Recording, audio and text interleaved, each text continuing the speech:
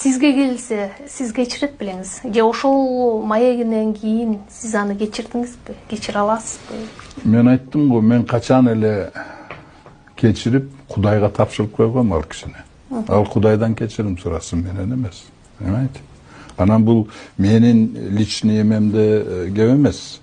Кеп мен дагы эле айтып атам. Мамлекеттин коопсуздугу, элдин коопсуздугу жөнүндө сөз болуп атат. Мамлекеттин бүтүндүгү жөнүндө сөз болуп атат. Понимаете? Келечеги жөнүндө сөз болуп атат. Мен тут абсолютно ни при чем. Понимаете? Анан кийин ал киши келип кечирим сураганы милдет кылып кечирим сурап атпайбы? Понимаете?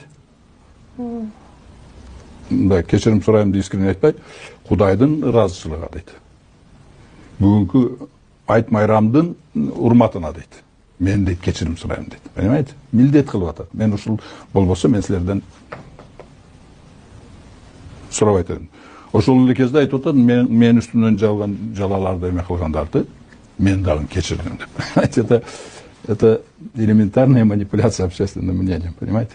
Жана сакалдарды койгону, башына топ кийип, анан кийин мен элдин катарында барып жөнөкөй болуп отурганы, это манипуляция. Это прием манипуляция.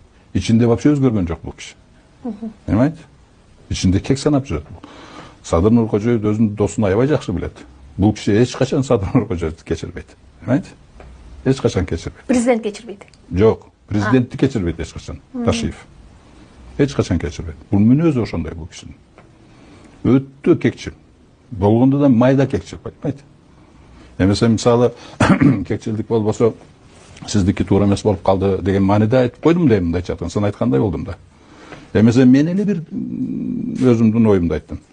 Вот. Калган 89 депутат барды колдоп берди. Анын сунушу өттү да. Понимаете? Эгер ошол жерде, Айжигитов молодец, ачык айтты, коркпой айтты, буга ыраазычылыкты билдирем. Бизде демократия, мунун укугу бар деп койсо, бул наоборот герой болуп калмакты. Понимаете? Мен деле эмем деңгээлим анчалык болбой калат эле. Бирок бул, понимаете, бул кекчилдигинен ошону айта албады да. Понимаете? Бул ичинде кек санап калды. Бул уже жанагы мындайча айтканда личностьке өтүп кетти да. Вот. Мындай адам аябай опасный да. Понимаете? Ошондуктан өзүнүн ошол өзүнүн мүнөзүнүн артында бандиттер менен күрөшөм деп отуруп, УКМКны бандиттик мекеме кылып койду да. Өзү башында турган. Коррупционерлер менен күрөшөм деп туруп, коррупционерлердин башында туруп калган өзү да билбей калды да. Понимаете? Азыр мына чыгып атпайбы?